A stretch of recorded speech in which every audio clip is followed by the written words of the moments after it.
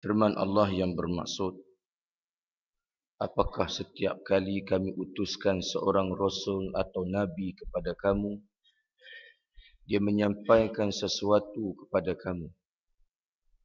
Apabila nabi itu menyampaikan perkara yang telah diberi, apabila nabi itu menyampaikan perkara yang telah diwahyukan oleh Allah kepada kamu, oleh kerana penyampaian nabi itu bertentangan dengan pegangan kamu, fahaman kamu dan aliran kamu, maka kamu sombong kepada nabi yang telah diutuskan kepada kamu, dan kamu dustakan penyampaian yang telah disampaikan oleh nabi itu kepada kamu. Oleh kerana kamu membenci nabi yang diutuskan itu, maka sebahagian daripada kalangan mereka telah dibunuh oleh kamu. Surah Al-Baqarah ayat 87. Yang saya muliakan Sahibul Fadilah Tuan Imam, pegawai surau, pengurusi dan ahli jawatan kuasa surau, tuan-tuan dan puan-puan muslimin dan muslimat yang dirahmati Allah sekalian. Alhamdulillah, dengan limpah kurnianya dapat sama-sama pada kali ini kita diberi peluang dan ruang untuk sama-sama buat kali yang kedua. Mudah-mudahan pertemuan dan kehadiran kita pada pagi ini diberkati dan dirahmati Allah Subhanahu wa taala. Kali pertama saya datang ke surau tuan-tuan jadi khatib tazkirah Jumaat dan khatib Jumaat pada bulan 12 lepas. Dan sepatutnya saya datang juga jadi khatib pada 18 hari bulan 1 baru ni. Tapi oleh kerana ada masalah yang tak dapat kita elakkan, maka pagi ini pihak surau bagi kebenaran kepada saya untuk menggantikan ketidakhadiran saya pada 18 hari bulan 1 tahun. Dan mungkin ada kalangan tuan-tuan yang kali pertama bersama saya. Untuk makluman hadirin sekalian, saya Abdullah bin Hashim, berasal dari Perlis, membesar di Perlis dan menetap di Perlis. Dan saya datang ke Lembah Kelang setiap bulan, 2 minggu setiap bulan, baik di Selangor maupun KL dan kawasan di sekelilingnya. Jadi alhamdulillah kita datang di Lembah Kelang ni, padahal kalau nak ceramah, nak kuliah di Perlis pun boleh, di Kedah boleh, di Perak pun boleh. Tujuan yang paling utama kita datang ke Lembah Kelang ni adalah untuk menghimpun sejumlah wang bagi tujuan membina institusi pengajian. Itu tujuan kita. Sebab kalau nak himpun dana di sekitar utara, barangkali dia slow sikit, lambat sikit. Kita pernah hadirin sekalian kuliah subuh, kuliah maghrib di sekitar utara. Dalam seminggu baru boleh RM100. Jadi bila kita datang ke Lembah Kelang ni, alhamdulillah, Allah Ta'ala buka laluan begitu luas sekali. Daripada kita tak ada sesin pun, alhamdulillah Allah Ta'ala dah bagi kita banyak peluang ini dan rahmat yang begitu besar. Kita mula program kita ni pada 28 hari bulan 12 2010. Untuk fasa 1 kita nak beli tanah seluas 3 relung berharga RM168,000. Untuk makluman tuan-tuan, kita takkan minta dari korporat ke korporat, dari kedai ke kedai, gerai ke gerai, kita tak minta, dari rumah ke rumah kita tak minta. kita hanya letak tabung di masjid seorang yang membenarkan kita kuliah dan ceramah. Atau mana-mana institusi pengajian ke, jabatan-jabatan kerajaan atau swasta bila jemput kita, kita letak tabung kita. Tabung kita tak secanggih mana pun. RM13 ya. Jadi alhamdulillah pada 25 hari bulan 12 2011 kita dapat RM168,000 dan kita dapat ekstra sekalung ke rantai emas dan satu cek yang berharga kedua-dua tu RM21,000. Jadi alhamdulillah kita dapat guna duit RM21,000 tu untuk proses dokumentasi pembelian tanah dan perkara-perkara yang lain. Dan alhamdulillah sekarang kita masuk fasa 2. Fasa 2 kita nak bina surau. Nilai semasa surau kita ni RM1.6 juta. Kita mula pada 5 hari bulan 1 2012. Sekarang dah terkumpul RM187,000. Jadi insya-Allah kalau trend kutipan kita setiap tahun jumlah ni, artinya dalam 5 tahun insya-Allah kita boleh buat. Atau 3 tahun kita dah boleh buat binaan awang pada tapak kita. Jadi kerja ni memanglah nampak macam senang. Kadang orang tanya, ustaz tak malu ke tak apa. Untuk kerja Islam saya takkan malu. Untuk kerja agama saya takkan malu. Kadang orang kata berbaloi ke datang dari Perlis ke Lembah Kelang ni. InsyaAllah Allah Ta'ala buka ruang pada kita. Kita pernah tuan-tuan dia rompak lesak RM36,000. Kita pernah beberapa kali hari Jumaat tabung hilang. Beberapa kali hari Jumaat tabung hilang. Kita pernah di penginapan kita diceroboh. Kereta kita dirosakkan. Inilah antara ujian yang paling utama bila kita bergelar pendakwah. Sebab bila kita nak sampaikan sesuatu hadirin sekalian, perkara yang nak kita sampai ni barangkali ada orang tak senang. Barangkali penyampaian kita ni bercanggah dengan fahaman dan aliran dia. Atau barangkali penjelasan kita ni merumitkan kepintaran dia dan kebijaksanaan dia. Jadi alhamdulillah Allah Ta'ala masih pelihara kita sampai ke hari ini. Dan alhamdulillah pihak surau sudi bagi peluang kepada saya ini kali yang kedua. Mudah-mudahan insya-Allah peluang kali kedua ini memberi manfaat dan faedah kepada kita bersama insya-Allah. Pagi ini kita nak bincang tentang Maulid Nabi. Saya bukan nak kuliah, nak ceramah ni, nak bincang dengan tuan-tuan tentang Maulid Nabi. Tuan-tuan boleh tanya saya bila-bila masa. Boleh angkat tangan, tanya saya sepanjang saya menyampaikan kuliah. Tuan-tuan tak perlu tunggu di hujung majlis baru nak tanya. Tak payah. Itu bukan sunnah Rasulullah SAW. Sunnah Rasulullah SAW bila Rasulullah menyampaikan sesuatu, para sahabat setiap masa boleh angkat tangan dan boleh mengajukan soalan kepada Rasulullah sallallahu alaihi wa alihi wa sahbihi wa baraka wasallam. Sebab saya risau juga kadang-kadang kita ni memang nak tanya soalan tapi dah jadi satu budaya di hujung majlis baru boleh tanya. Kalau kita tunggu di hujung majlis baru nak tanya, sekejap lagi hilang soalan yang kita nak tanya. Kita duk ingat dah soalan tu. Bila ustaz tu duk ceramah, duk kuliah, ceramah, kita pun duk khayal merata, tiba-tiba hilang soalan tu. Lepas tu bila ustaz tu kata ada soalan nak tanya, lupa dah nak tanya apa. Itu kita tak mau macam tu. Hatta bila saya berkhutbah pun tuan-tuan boleh tanya. No hal punya. Tapi kita tak ada budaya tu. Budaya tanya soalan ketika khatib menyampaikan khutbah. Pasal apa? Pasal khatib banyak membaca khutbah.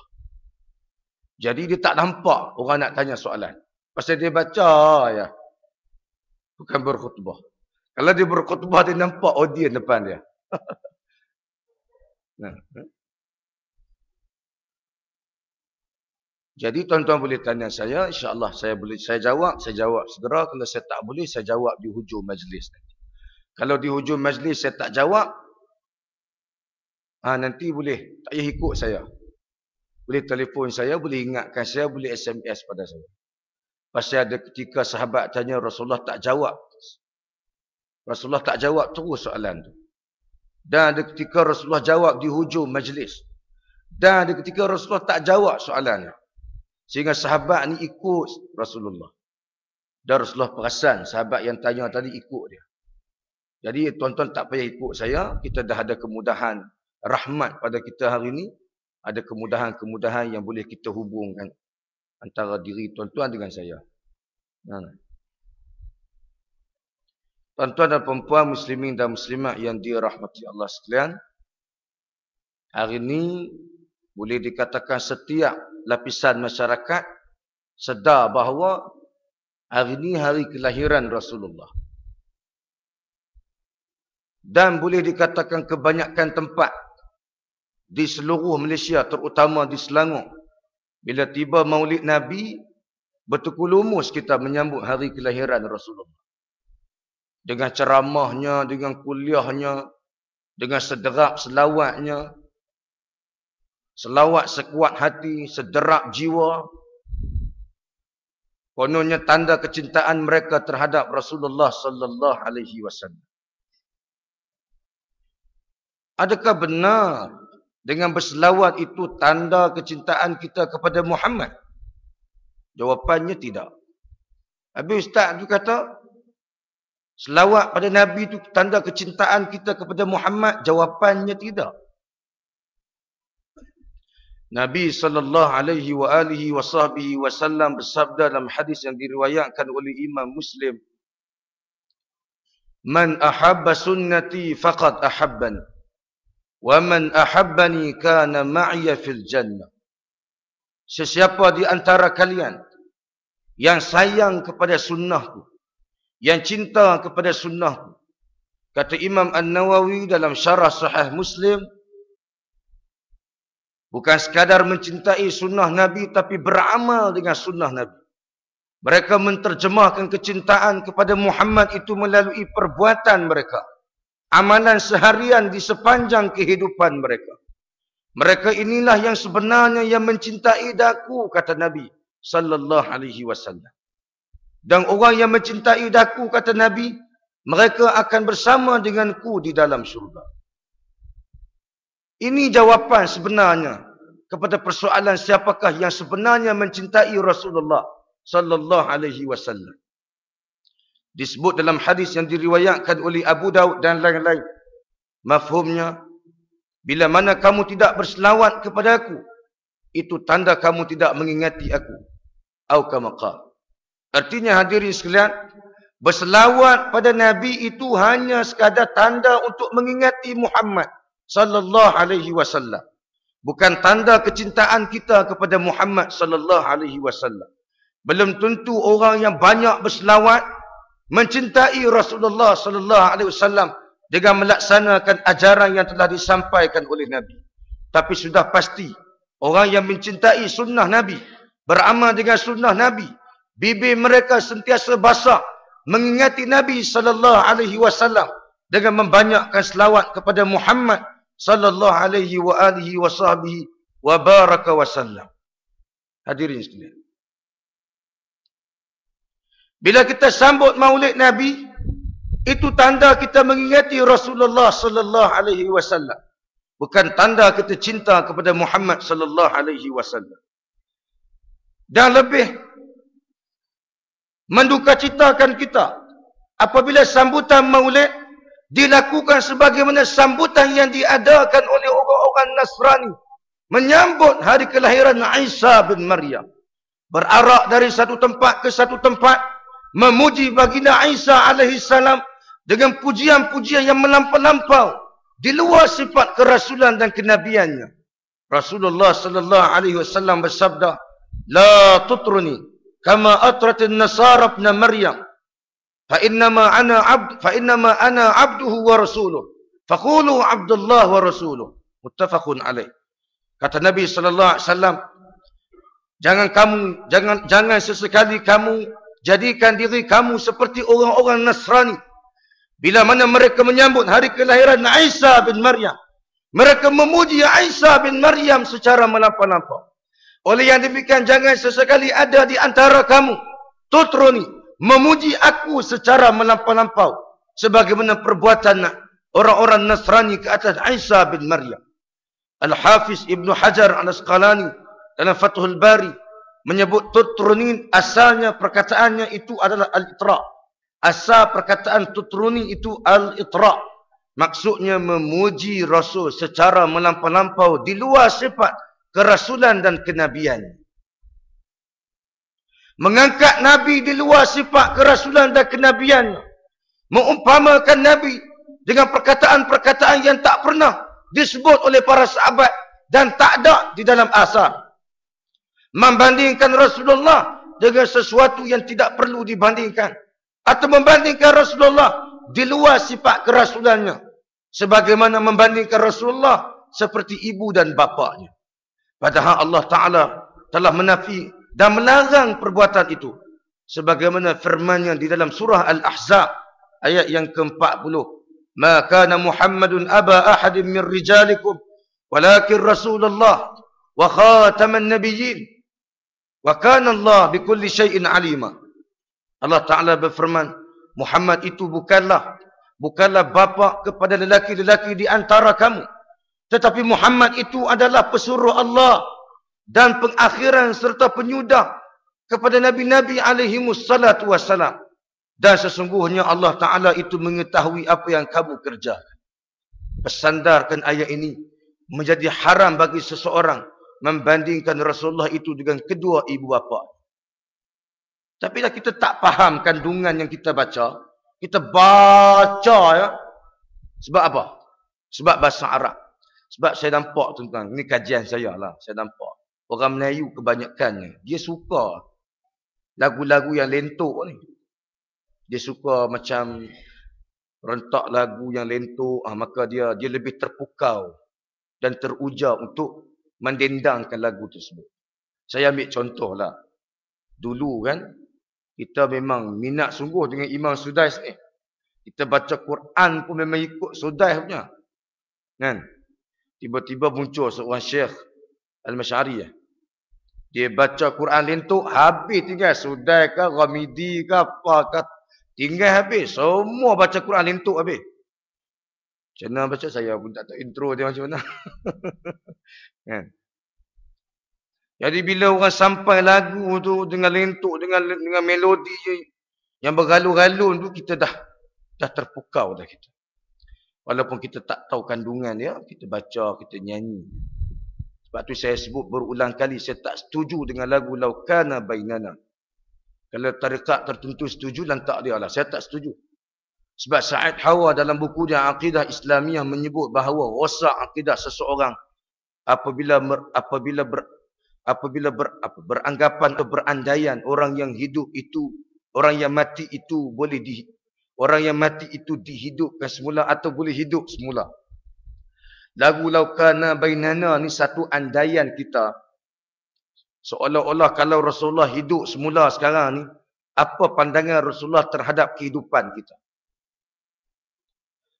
Tuan-tuan, ada pihak dia dah terjemah kandungan tu. Kalau dia terjemah kandungan tu, dia tak boleh lari dari maksud asal.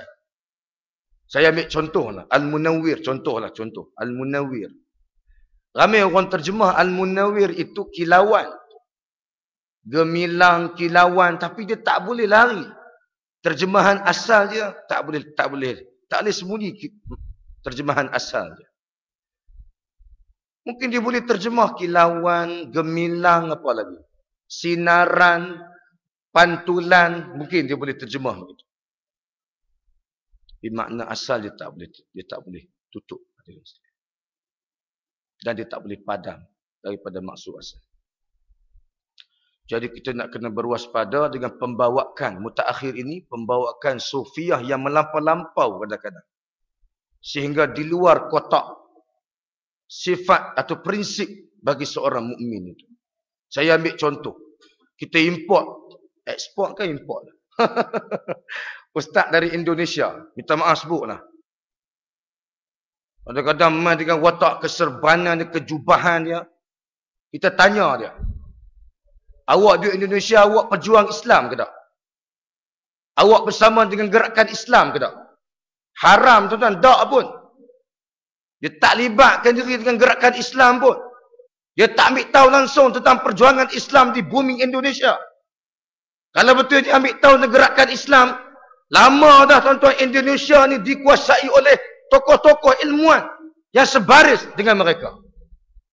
Tapi daripada zaman Soekarno sampai sekarang, pemimpin utama Indonesia semua golongan sekularisme dan kapitalisme. Mana golongan yang berjubah berserban ni? Yang mereka ni lebih ramai berbanding jumlah pemimpin kapitalis ni. Mereka sibuk dengan ketarikatan mereka. Mereka sibuk dengan jubah dan keserbanan mereka. Berselawat di pesantren mereka. Tanpa ambil berat tentang persekitaran dan pembangunan yang ada di sekeliling mereka. Saya pergi Indonesia tuan-tuan, saya jumpa dengan Habib yang kata dia keturunan Rasulullah. Saya tanya dia 4 soalan. Dia tak jawab satu soalan saya. Dia main pula di Malaysia baru ni, dia pergi ke Taipei. Saya turun, saya tanya pula 4 soalan, dia tak jawab soalan yang keempat. Saya tanya dia, apa fungsi tuan? Jika tuan mendakwa tuan berketurunan Rasulullah, apa fungsi tuan menyaut seruan perjuangan yang telah dibawa oleh Rasulullah sallallahu alaihi wasallam di bumi Indonesia? Apa kedudukan tuan dalam memperjuangkan Islam di bumi Indonesia? Dia senyap, dia tak jawab. Pembantu dia marah saya. Anta biadab terhadap Rasulullah. Saya tumbuk muka hang sekali lagi. La farq bain al-ajami wal arabi illa bittaqwa. Tak ada beza pun. Orang yang dakwa dia keturunan Rasulullah ke, bukan keturunan Rasulullah ke, pembantu teksi dia pun. Tetapi dia bertakwa kepada Allah. Tidak ada bezanya antara orang ajam dengan orang Arab. Tak ada bezanya orang berketurunan mulia atau sebaliknya. Tetapi yang membezakan manusia itu adalah bertakwa kepada Allah Subhanahu wa taala. Kalau hang dakwah hang keturunan Rasulullah, hang tak ambil peduli dengan perjuangan Islam, jawab dia, aku takkan hormat pada hang. Itu jawapan dia. Jangan duk berlagak sangat. Dia postman je, hantar surat, tapi dia beriman dan bertakwa. Kita lebih menghormati mereka daripada orang yang berjawatan, berkedudukan, kaya raya, mewah, hidup senang. Apatah lagi mendakwa mereka sebahagian daripada silsilah baginda Muhammad sallallahu alaihi wa alihi wa baraka wasallam. Faham tak ni? Muslimin dan muslimat yang dirahmati Allah. Mereka bawa masuk fahaman-fahaman yang kadang-kadang boleh menggugat akidah kita yang sahih. Hadirin sekalian, kita balik pada hadis tadi. Jangan memuji aku secara melampau-lampau. Sebagaimana orang-orang Nasrani memuji Isa bin Maryam secara melampau-lampau. Sesungguhnya aku adalah hamba Allah dan pesuruhnya. Maka pujilah aku bahawasanya aku adalah hamba Allah dan pesuruhnya. Tak ada salah bahkan digalakkan kita berselawat kepada Rasulullah. Bahkan diperintah oleh Allah kita berselawat kepada baginda Muhammad sebagaimana saranan khatib setiap minggu. Innallaha wa malaikatahu yusalluna 'alan nabi ya ayyuhalladzina amanu sallu 'alaihi wa sallimu taslima. Sesungguhnya Allah dan malaikatnya, kadang setengah tu dia tak sebutnya. Sesungguhnya Allah dan malaikat, tak boleh. Innallaha wa malaikatahu, nya dhamir balik pada ismun jalalah, balik pada Allah jalalah. Sesungguhnya Allah dan para malaikatnya berselawat kepada Nabi. Wahai orang-orang yang beriman, wahai orang-orang yang beriman, berselawatlah kamu dan ucapkanlah salam kepadanya dengan sebaik-baiknya dan sebanyak-banyaknya. Sebaik-baiknya dan sebanyak-banyaknya. Surah Al-Ahzab. Hadirin ayat 21. Surah Al-Ahzab ayat berapa tak ingat. Jadi tuan-tuan muslimin dan muslimat yang dirahmati Allah. Boleh berselawat. Kena banyak berselawat. Dan sifat orang beriman memang mereka akan sentiasa mengingati Rasulullah sallallahu alaihi wa alihi wasallam, dan tak perlu bagi orang beriman untuk mengingati Rasulullah, tak perlu bagi orang beriman memilih tarikh tertentu, hari bulan tertentu, peristiwa tertentu, tak perlu. Kerana mereka akan sentiasa berselawat kepada Muhammad sallallahu alaihi wasallam di setiap masa dan setiap waktu. Sahabat tanya, "Ya Rasulullah, bagaimanakah selawat yang paling baik?" "Ya Rasulullah," jawab Nabi, "Allahumma salli ala Muhammad wa ala ali Muhammad." Kita ni merongkai, merangkui habis. Faham bahasa utara ni? Takut tak faham lagi. Malaikat lengkap selawat. Tak apa makna kita pun tak tahu. Jadi saya cadangkan, kalau pihak surau, pihak mana-mana, bila dia nak protestik ke, dia nak buat satu, macam dia nak sambut Maulid kan, atau dia nak sambut apa-apa peristiwa, dia nak buat selawat tu, saya cadangkan tulis makna bawah, supaya kita boleh menjiwai setiap patah perkataan yang kita sebut. Kita risau bila kita duduk selah, kita tak tahu makna, kita risau takut jadi macam satu kitab berzanji yang dikarang oleh seorang ulama Syiah ni. Dia hina Abu Hurairah radhiyallahu anhu dalam buku. Dia sebut, janganlah kamu jadi seperti orang yang cinta kepada kucing, iaitu Abu Hurairah radhiyallahu anhu. Dia cukup tak suka, dia tak senang dan dibenci pada Abu Hurairah kerana Abu Hurairah meriwayatkan hadis pemansuhan nikah mut'ah. Orang Syiah ni gila seks.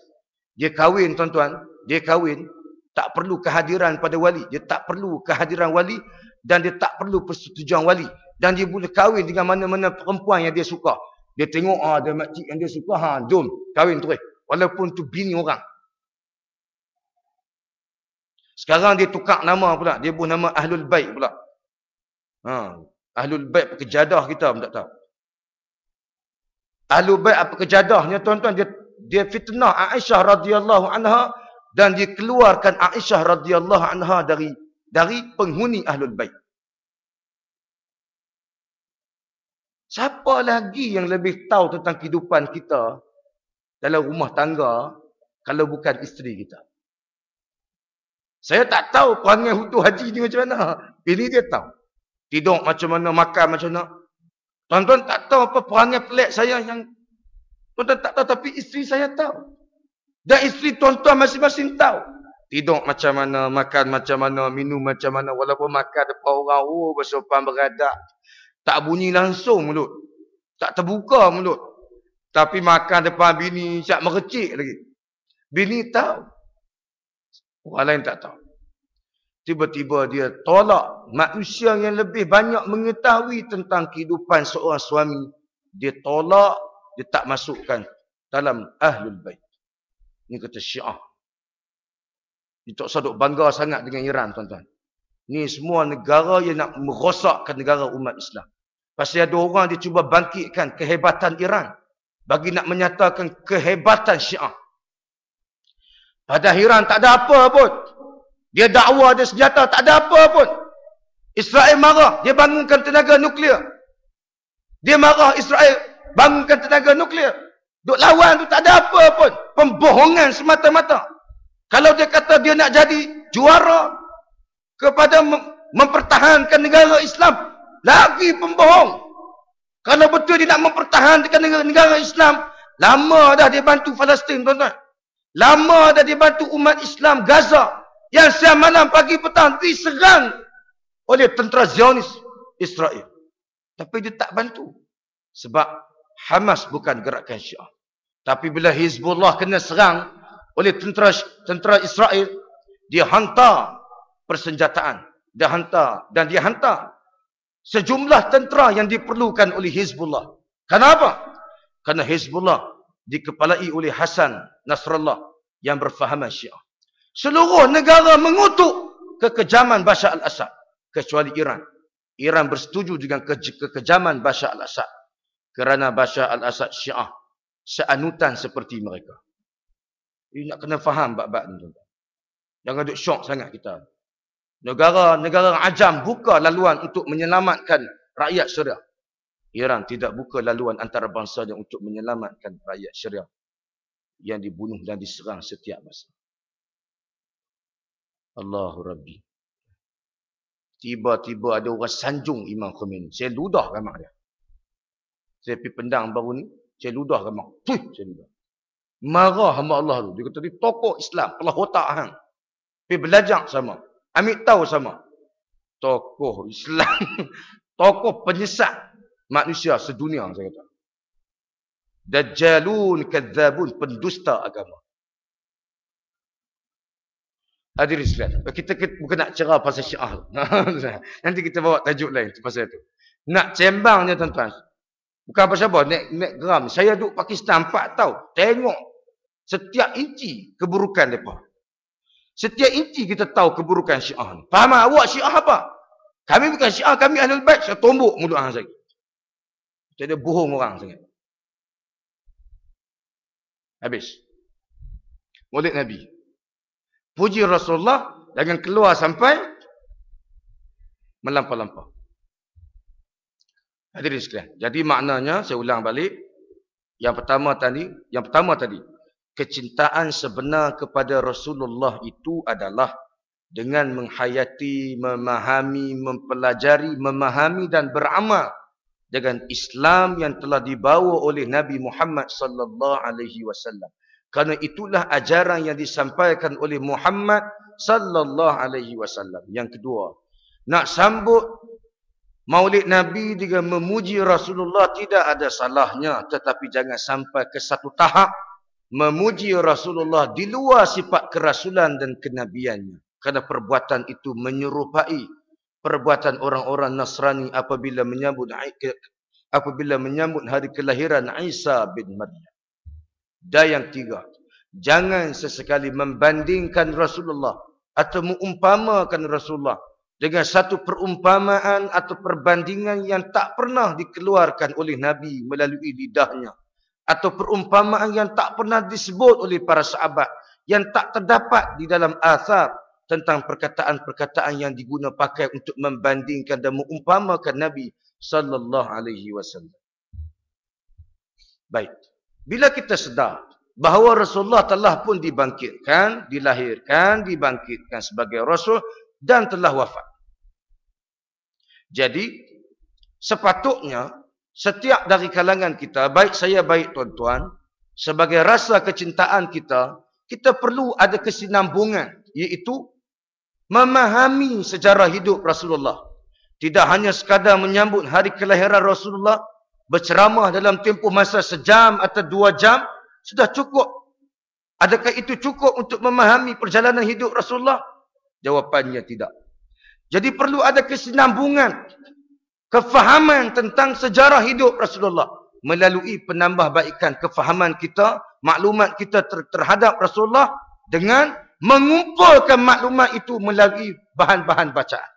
Saya cadangkan untuk menambahkan lagi kefahaman tuan-tuan, penambahbaikan tuan-tuan tentang maklumat berhubung kehidupan Rasulullah. Saya mencadangkan tuan-tuan beli 3 buah buku.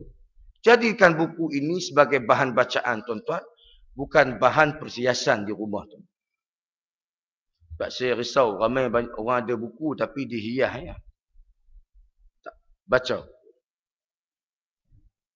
Pertama saya cadangkan, tuan-tuan beli buku Ar-Rahiqul Makhtum, Sirah Nabawiyah yang dikarang oleh Syekh Safiyur Rahman Al-Mubarak. Buku yang cukup baik, susunan yang cukup baik, dan diterjemah dengan baik. Yang terjemah buku ni hadirin sekalian, orang Selangor.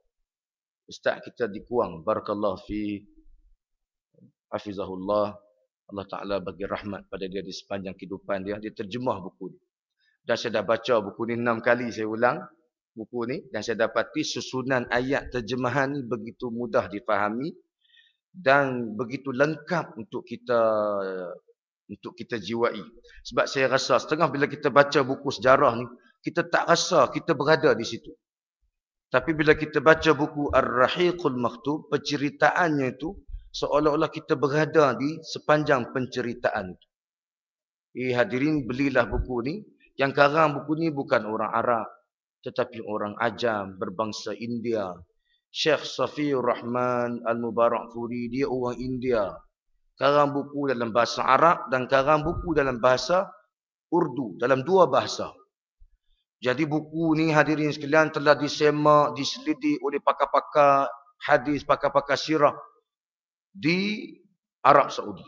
Dan didapati fakta yang dikemukakan 100% faktanya itu tepat.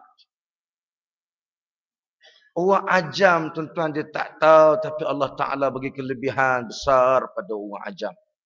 Tuan-tuan sedar atau tidak, Ramadan tahun lepas ketika Gaza diserang, tuan-tuan rasalah orang yang pertama orang pertama atau bangsa pertama lah yang menghulurkan sumbangan kepada orang Arab di Gaza ni yang diserang ni, tuan-tuan rasalah bangsa Arab ke bangsa Ajam? Ajam, tuan-tuan. Orang Ajam yang mula menghulurkan sumbangan pada masyarakat Arab yang diserang di Gaza. Umat Islam yang diserang di Gaza. Yang sebangsa dengan mereka tak hulurkan lagi bantuan. Tengok keadaan dulu. Orang Ajam hantarkan bantuan. Turki menghulurkan sumbangan. Malaysia hulurkan sumbangan. Brunei hantar pasukan hulurkan sumbangan. Negara-negara Ajam menghulurkan sumbangan. Ini sifat kemanusiaan, sifat kealiman ni ada pada diri orang Ajam. Tapi dalam waktu yang sama kita menghormati orang Arab. Kerana Islam bermula dengan bangsa Arab yang merupakan bangsa Muhammad sallallahu alaihi wasallam. Saya cukup risau pasal ada orang dia nak marah pada Arab Saudi, dia nak marah pada Qatar, dia nak marah pada negara-negara Arab yang lain. Pasal Qatar dia bagi ruang udara pada Israel untuk buat latihan ketenteraan udara.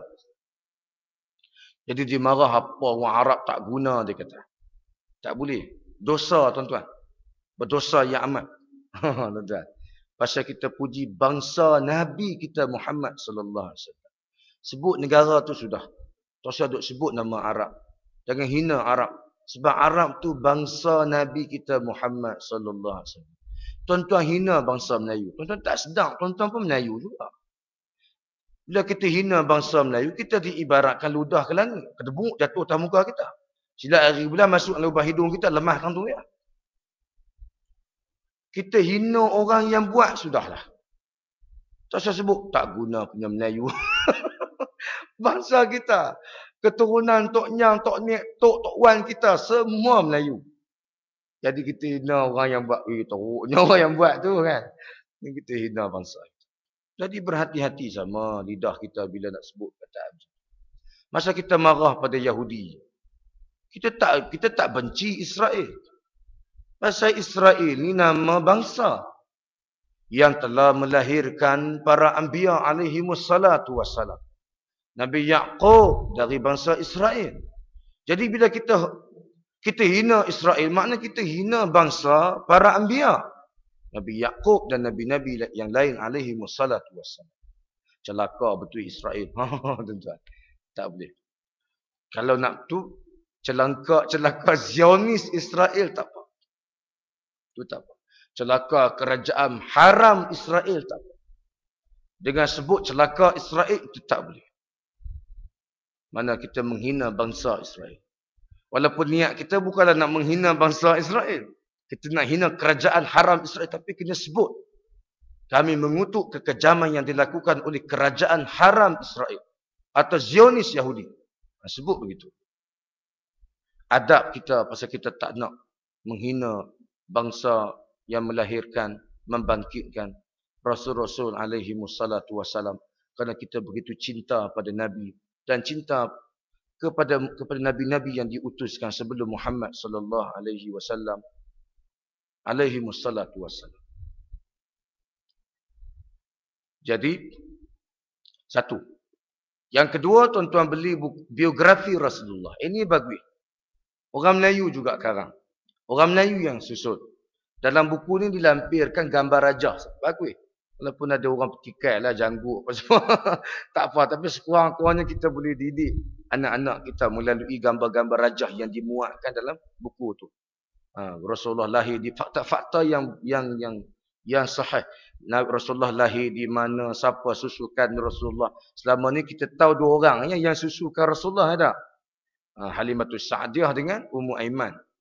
Lain kita tak tahu, ataupun Suwaibah. Ada 4 orang yang telah menyusukan Rasulullah sallallahu alaihi wasallam. Jadi kita nak kena beli buku ni. Fakta dah cukup bagus. Gambar raja yang dimuatkan di dalam buku ni cukup bagus. Bukunya pun cukup elok. Yang disusun oleh 2 orang tokoh ilmuwan di Malaysia ni. Salah seorang dia Ustazah Maznah, yang selalu jadi penceramah tetap kisah para Nabi di Ridu Ikib. Jadi tuan-tuan belilah buku ni, biografi Rasulullah sallallahu alaihi wasallam, ada jual di pasaran. Yang 3, kita nak kena tahu tentang amalan kehidupan Rasulullah. Amalan hidup Rasulullah. Makan minum dia, tutur kata, tutur bicara dia, janji dia, pakaiannya. Tuan-tuan beli buku Asy-Syama'il Al-Muhammadiyah.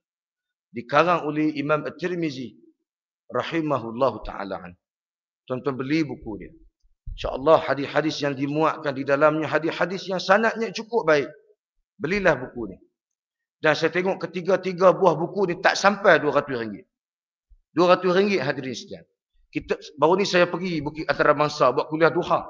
Saya tanya satu datin ni, saya tanya dia baju dari kemudian atas sampai ke bawah berapa ni? RM4,000 dia kata. Baju tu yang beling-beling tu, yang sinak menyinak tu, RM4,000 dia boleh beli. Takkan tak boleh beli buku sirah Rasulullah RM200. Betul. Jadi kita pun dalam perkara hidup duniawi kita lebih, dan kita boleh beli semua tu. Kalau orang perokok tegar sebagai contoh, perokok tegar, sekotak tak 2 hari ke sehari ya perokok tegar. Saya rasa sehari, sebab saya ada pengalaman berkhidmat di pusat serenti tu kan. Kalau tanya-tanya penagih dadah yang tegar ni, mereka ni bermula dengan perokok tegar. Sehari ni 2 kotak. 22 batang sehari. Belah mana dia hisap ni? Dia kata, Ustaz, pagi 6 batang. Tengah hari 10 batang. Tak, jumpa tu tak masuk jumpa kawan apa semua. 20 batang lagi. Oh dia tuan-tuan. Mau tak lingkup tubuh badan tuan-tuan. Sekotak dah RM20. Contohlah. RM20, RM15. Tak isap saya nak test lah. Kalau tahu memang pokok lah. Barakallahu fiik. Tuan-tuan, sekotak kata-katalah RM15. 20 lah kita pun 20. Kalau 2 kotak sehari, RM40. Kalau 10 hari, RM400.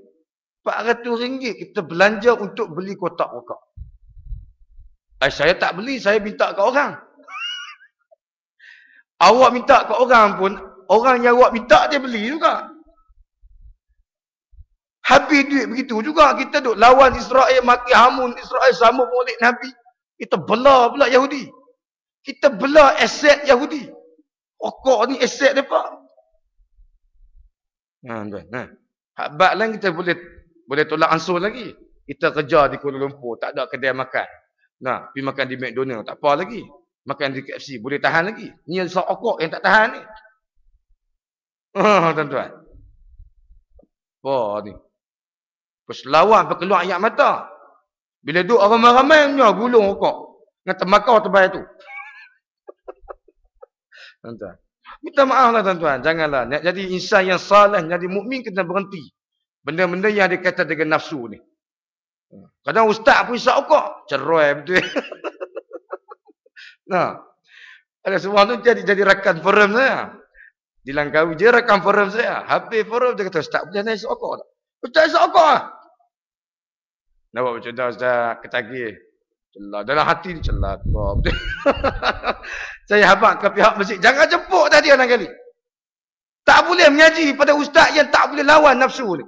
Dia duk ajak orang, oh mari kita lawan Israel. Bakar semangat kita, tiba-tiba nafsu dia tak boleh lawan. Isap rokok. Karate baru dia tukar. Jangan. Tak usah jemput dah. Beli buku Asy-Syama'il Al-Muhammadiyah. Baru kita boleh tahu Rasulullah minum macam mana, makan macam mana, berdiri macam mana. Kalau dia bersembang dengan kawan-kawan, sahabat-sahabat macam mana. Rasulullah bila dia sembang dengan sahabat, dia takkan paling muka dia ke arah lain. Walaupun ada sesuatu yang menarik perhatian dia. Dia tengok sahabat-sahabat dia. Kita sembang dengan orang, mata ni tengok bola sepak. Ya. Lepas tu. Tak ada perhatian langsung. Tak ada nilai persahabatan. Tengok muka sahabat. Kita bersalam dengan orang. Tentang kita tak ada kedudukan. Dia orang mewah. Salam kita pun macam salam tak salam je. Tak boleh begitu. Rasulullah SAW dia salam dengan sesiapa pun. Dia lihat raut wajah seseorang. Dia tenungnya mata seseorang. Sebagai penghubung kasih sayang. Digenggamnya tangan dengan penuh kemesraan. Ni tak kita. Tak tengok pun. Apa ni? Tak boleh. Lebih baik salam sebelah tangan saja. 12 pun tak apa. Adab Melayu. Budaya orang Melayu salam 12. Tuan-tuan. Ni Rasulullah SAW. Bila dia makan macam mana, dia minum macam mana. Bila Rasulullah minum macam kita kan. Kita dah harga. Ayam ni kita sedut. Sekali senapah. Senapah. Dia kata, Rasulullah tak menapah ketika minum. Aku satu napah ya. Teruk betul tuan. Rasulullah bernapas. Tapi tak bernapas ketika minum. Dan tak bernapas di dalam gelas. Rasulullah minum. Lepas tu Rasulullah bernapas. Bukan minum satu napas. Bukan bermaksud tak bernapas tu. Tak ada nafas. Bukan makna bila minum ni. Duk seduk nafas tu bukan. Atau kita minum dalam gelas. Kita bernafas. Dalam gelas. Dalam gelas tu bukan. Rasulullah minum. Tapi dia dah berhenti. Dan bernafas. Dan minum semula.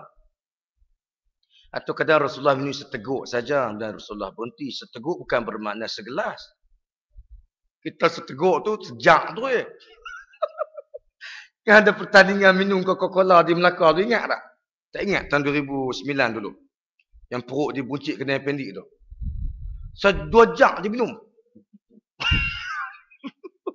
Coca-Cola. TO boleh tahan lagi. Meletup tu appendix tu bedah tu Apa benda mengarut benda pertandingan. Jadi ni Rasulullah SAW. Beli buku ni. Pakcik-pakcik sekalian. Tuan-tuan dan perempuan sekalian. Belilah buku ni. InsyaAllah kita jadikan bahan bacaan kita di rumah kita. InsyaAllah. Boleh sembang. Kadang-kadang kita panggil bini kita. Kita baca hadis yang keempat. Kita baca. Esok sambung pula panggil bini kita. Kita baca hadis yang kelima pula. Kita panggil anak kita. Abah nak sembang, nak cerita tentang tongkat Rasulullah. Buka buku biografi Rasulullah. Semak bercepat. Anak-anak kita teruja nak tengok. Anak-anak kita nak dengar. Pak dia mengajar. Anak-anak ni tuan-tuan. Tuan-tuan pun anak-anak juga lah. Ada ayah lagi. Kita begitu semangat kalau didikan itu datang dari pak kita sendiri. Betul tak? Jadi kalau pak kita bagi semangat pada kita. Hantar sekolah agama. Nah. Kita makin bersemangat sebab pak kita ada kemahuan ke arah tu. Kita makin bersemangat. Kalau mak ayah kita bagi sokongan lagi pada kita, lagi bersemangat. No? Di samping ada kelas-kelas pengajian di surau masjid, kelas-kelas pengajian di sekolah. Tapi yang paling membantu mak bapak lah. Muslimin dan muslimat yang dirahmati Allah. Jadi kena ada kesinambungan penceritaan, cerita kisah Rasulullah. Tak cukup hanya sekadar melalui sambutan-sambutan ni. Kita kena sambung lagi mengetahui seluk-beluk kehidupan Rasulullah melalui kuliah pembacaan kita. Dan paling penting yang kita nak kena perlu tekankan. Bahawa Rasulullah diutuskan, dilahir dan dibangkitkan sebagai Nabi dan Rasul adalah untuk memperbetul, memperlengkapkan akhlak mulia dalam kalangan manusia. Innama bu'istu liutammima makarimal akhlak. Sesungguhnya aku dibangkitkan sebagai Nabi dan Rasul adalah untuk menyempurnakan akhlak yang mulia di antara kamu. Hadis sahih diriwayatkan oleh Imam Muslim. Ini menunjukkan bahawa benda yang paling penting dalam diri manusia ni hadirin sekalian adalah pembentukan syakhsiah. Sebab kita tak boleh nilai keimanan seseorang, kita tak boleh nilai kita tak boleh nilai kemantapan akidah seseorang melainkan melalui tonjolan peribadi seseorang. Bila peribadi dia baik, peribadi dia mulia, itu petanda bahawa iman dia baik, iman dia subur, iman dia bersih, hatinya bersih. Sebab kita tak boleh kata, hati saya bersih walaupun amalan saya ni teruk. Tak boleh. Tak boleh. Sebab yang tahu tentang soal hati adalah Allah dan pelaku. Kita tak tahu hati dia bersih ke tak, tak berkeledak dengan karat apa. Kita akan tahu. Jadi hadirin sekalian, akidah yang sahih itu terjelma apabila kita memiliki syakhsiah yang mulia. Bila kita ada akhlak baik, akidah kita bersih. Orang hormat kita, orang muliakan kita, orang sanjung kita. Cuba tuan-tuan tengok 10 tokoh sahabat Nabi yang saya pernah khutbahkan hari itu. Al-ashratu al-mubasyaruna bil jannah. 10 sahabat Nabi yang dimuliakan dengan syurga. Mereka dimuliakan dan disanjung oleh Nabi semasa hidup, bukan selepas mati. Ini kita beri tokoh pada orang tu selepas dia mati. Nak buat apa tuan-tuan? Bagi semasa hidup. Rasulullah bagi tokoh pada sahabat, 10 orang sahabat yang dijamin syurga ketika mereka hidup. Khadijah selepas mati. Semasa hidup. Mereka diangkat, disanjung dan dimuliakan oleh Nabi bukan sebab harta benda mereka. Tapi mereka dimuliakan sebab keimanan dan ketakwaan serta peribadi mulia yang dimiliki oleh mereka. Ini sebab dia hadirin sekalian. Jadi kita pun nak kena ambil ukuran itu bila kita nak muliakan orang. Ni kita muliakan orang pasal dia ustaz. Tak betul juga. Tengok ustaz seokok apa dah. Contoh tadi lah. Atau kita muliakan orang kaya. Kalau kita tak mulia dia ustaz, bahaya ustaz pasal apa? Kalau kita tak mulia dia ustaz lagi, dia tak dekat dengan surah. Lagi kita ada masalah ustaz. Nak buat program tak ada dana. Pula. Ada juga. Jadi kita muliakan seseorang kerana keimanan dan ketakwaannya. Sekalipun dia pembantu teksi je. Sekalipun dia security je. Pengawal keselamatan je. Sekalipun dia naik kereta kancil je. Rumah halui petok kecil je. Tapi dia istiqamah. Dia ada komitmen besar dengan syariat. Dia ada komitmen besar dengan Islam. Dia bagi 1% jiwa dan raga dia untuk Islam. Dia berminat dengan Islam, dia memperjuangkan Islam, dia memahami Islam, dia belajar tentang Islam, dia beramal dengan Islam, dia menghayati Islam, dia hidup dengan Islam dan dia mati dengan Islam. Orang ni sepatut kita muliakan di sepanjang kehidupannya. Tuan-tuan balik kampung, nampak tutup lebay hok pergi masjid ni tuan-tuan, yang istiqamah dengan Islam, harta tak banyak mana pun. Pangkat tak tinggi mana pun. Tapi Quran suruh wahfiz janahaka lil mu'minin. Kamu kena rendahkan diri kamu kepada orang yang beriman. Sekalipun mereka miskin. Balik kampung. Balik bagi hadiah lah sama pada tok wan, tok kita, ustaz-ustaz kita, tok guru mengaji kita. Jangan tuan-tuan lupa dah tuan-tuan. Balik kampung jumpa orang-orang baik ni. Bagi hadiah dekat mereka. Tanpa bantuan mereka, sokongan mereka, pengajaran dan pembelajaran yang diberikan oleh mereka terdahulu sebelum guru-guru ni, kita tak jadi manusia sekarang. Jadi bagilah bantuan balik kampung saya sekala, jumpa tok guru mengaji kita. Bagi hadiah kat dia, jumpa Pak Long Pak Tih kita, bagi hadiah kat dia, bagi salam pergi masjid, bagi salam, hormat orang tua-tua. Orang-orang yang hormat orang-orang yang beriman. Kebanyakan dah tua-tua dah tuan-tuan. Jumpa bagi salam. Ni kadang-kadang balik kampus siap picik hon lagi. Picik hon terbabah kawan tu. Orang tua mana bawa motor tengah jalan aku nak lalu pun payah. Picik hon pong sekali terkejut orang tua tu terbabah tu. Nah, sedap tak sedap Allah tu guru mengaji ke? Sedap. Kena hati-hati tuan-tuan. Hormatilah mereka, muliakan mereka. Sebab Rasulullah janji. Ni Rasulullah janji. Rasulullah jamin. Rasulullah jamin. Jaminan janji ni bukan dikeluarkan oleh pekeliling Majlis Agama Islam, bukan. Jaminan ni bukan dikeluarkan pekeliling oleh kerajaan negeri, bukan. Jaminan ni bukan disebut dan dinyatakan oleh jeneral ke atau pemimpin besar, bukan. Jaminan ini oleh Nabi Muhammad. Kata Nabi, inna ahabbakum ilayya wa aqrabakum minni majalisa yaumal qiyamah ahsanukum akhlaqa. Nabi sebut, orang yang paling aku sayang di antara kalian dan orang ni akan duduk dekat denganku pada hari kiamat, mereka itu adalah orang-orang yang berakhlak mulia. Hadis sahih diriwayatkan oleh Imam Muslim. Imam An-Nawawi, hadirin sekalian, berdoa semoga dia termasuk di kalangan umat Muhammad yang baik akhlaknya. Kita pernah tak minta? Imam Nawawi minta supaya Allah Ta'ala masukkan dia dalam golongan, masukkan dia dalam umat Muhammad yang baik akhlak.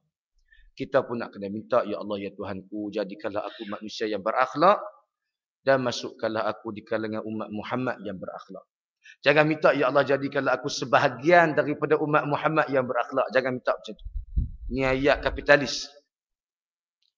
Minta, ya Allah, masukkanlah aku dalam umat Muhammad yang berakhlak.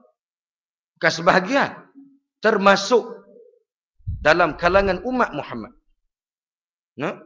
Ya Allah, masukkanlah aku, isteri aku, anak aku, kedua ibu bapa aku, adik-beradik aku, saudara aku, sahabat handai aku, jiran tetangga aku di kalangan umat Muhammad yang berakhlak baik, dan mudah-mudahan kami termasuk di kalangan umat Muhammad yang akan menerima syafaat dekat dengan Nabi ketika hari kiamat nanti.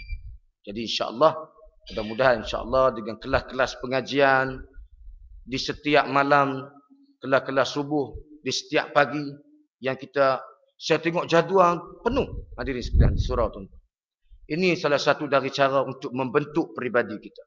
Kelas-kelas pengajian inilah cara untuk bentuk peribadi kita. Dengan pengukuhan ilmu akidahnya, dengan pengukuhan ilmu fiqahnya, dengan pengukuhan ilmu akidahnya. Ini salah satu cara untuk menguatkan antibodi kita bagi menjelmakan satu manusia yang berakhlak dan membolehkan orang mencontohi akhlak mulia yang dimiliki oleh kita, insya-Allah. Mudah-mudahan perkongsian ilmu kita pada pagi ini diberkati dan dirahmati Allah. Mudah-mudahan insya-Allah apa yang kita lakukan bagi menyatakan kecintaan kita kepada Muhammad diberi ganjaran pahala oleh Allah Subhanahu wa taala. Perbanyakkanlah selawat kepada Muhammad sallallahu alaihi wasallam, tanda kita mengingati Muhammad, dan istiqamahlah beramal dengan sunnah Rasulullah sallallahu alaihi wasallam. Sekalipun kadang-kadang sunnah itu amat berat dilakukan dan tidak disenangi oleh orang di sekeliling, kita lakukanlah dengan sepenuh jiwa, sepenuh ketaatan, sepenuh kesetiaan kita kepada Muhammad dan ajaran yang telah disampaikan oleh Muhammad dari sekecil-kecil perkara sehinggalah sebesar-besar perkara menjadi amalan harian kita. Sekalipun kadang-kadang arahan itu berlawanan dengan kehendak jiwa kita, bertentangan dengan kebijaksanaan kita, kerana kita tidak mahu termasuk di kalangan orang-orang Yahudi dan orang-orang Nasrani yang telah membohongi, yang telah menyombong diri ke atas Rasul yang telah diutuskan oleh Allah kepada mereka. Dalam ayat yang telah saya baca di awal muqaddimah sebentar tadi, afakullama ja'akum bima la tahwa anfusukum istakbartum fafariqan kadzabtum wa fariqan taqtulun. Apakah Rasul yang telah kami utuskan kepada kamu, Nabi yang telah kami utuskan kepada kamu, menyampaikan wahyu kepada kamu, oleh kerana wahyu yang disampaikan itu bertentangan dan berlawanan dengan kehendak, kebijaksanaan dan kemampuan kamu, berlawanan dan bertentangan dengan aliran dan fahaman kamu, maka kamu menyombong diri kepada Rasul itu, kamu mendustakan ajaran yang disampaikan oleh Rasul itu, dan kemuncak kepada kebiadaban mereka membunuh sebahagian Rasul yang diutuskan kepada mereka. Mudah-mudahan Allah Ta'ala sayang kepada kita. Mudah-mudahan Nabi sallallahu alaihi wasallam mengurniakan syafaat kepada kita, tak kala kita bertemu dengan Nabi Muhammad sallallahu alaihi wasallam di atas kesungguhan kita beramal dengan Islam yang telah dibawa oleh Nabi Muhammad sallallahu alaihi wa alihi wa baraka wasallam. Ada soalan nak tanya sebelum kita nak tangguh? Soalan ke, nak komen ke, nak petikai ke, nak sagah ke?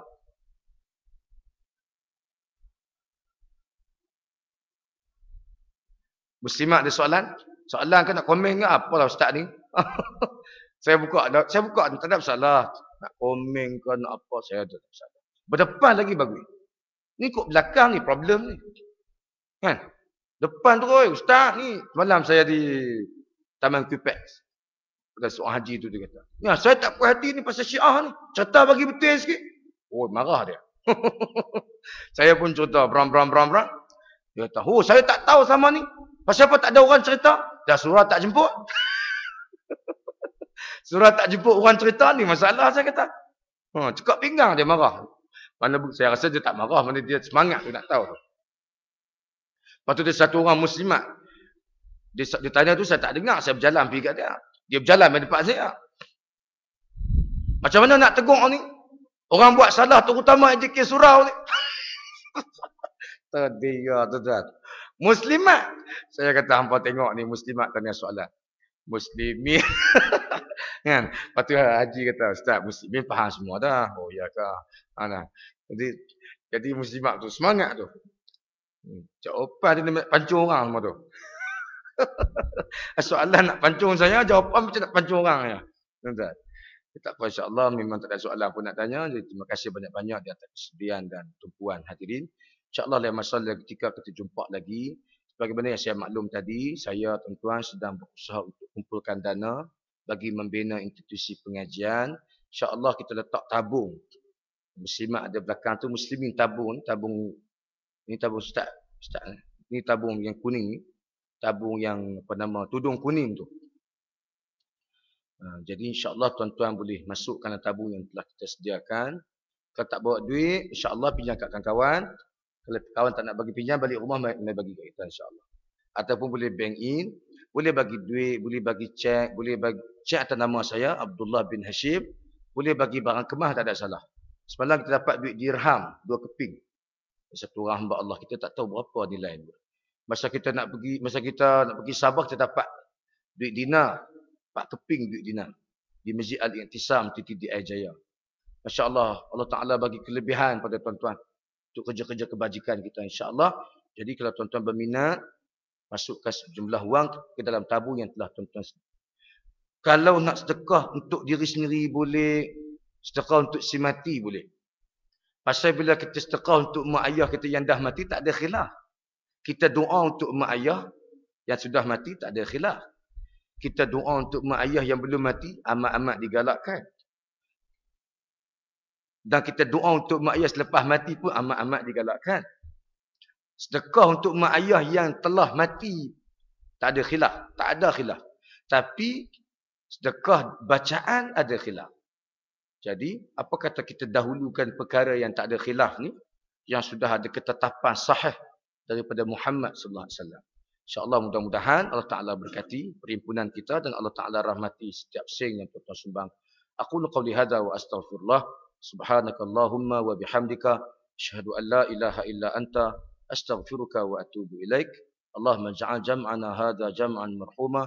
Wa tafarruqna min ba'dihi tafarruqan ma'suma. Bismillahirrahmanirrahim. Wal asri innal insana lafi khusr. Illa alladhina amanu wa amilus salihat. Wa tawasaw bil haqq. وتواصوا بالصبر صلى الله على نبينا محمد وعلى آله وصحبه وبارك وسلم.